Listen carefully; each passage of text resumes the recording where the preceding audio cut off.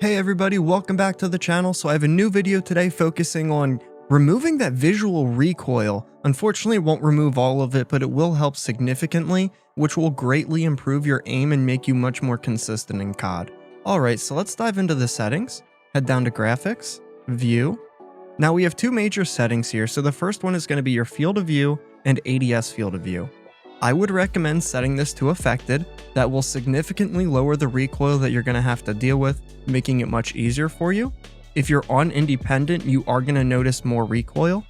Now the next thing I would recommend here is playing at a higher field of view. Playing at a higher field of view will take a little bit more skill because essentially the pixels are going to be more condensed, more smaller on the screen.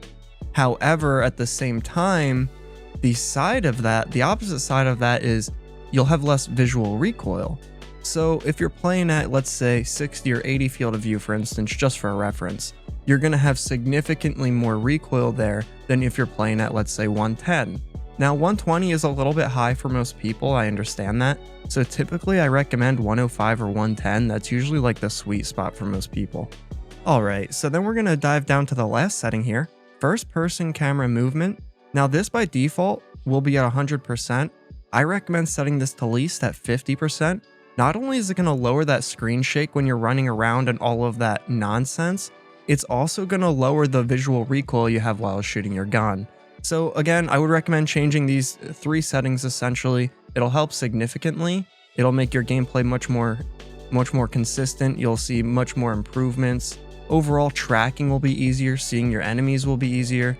Alright guys, so that's all I have for today, but I have a massive guide coming out hopefully early next week, if not this weekend.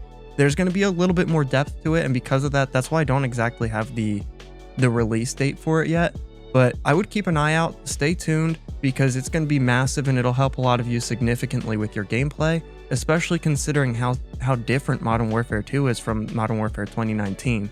I know a lot of people are having issues adapting, and this will help significantly. Alright guys, that's all I have for today. Thank you so much for tuning in. I greatly appreciate all your support. Have a great day. Enjoy your weekend.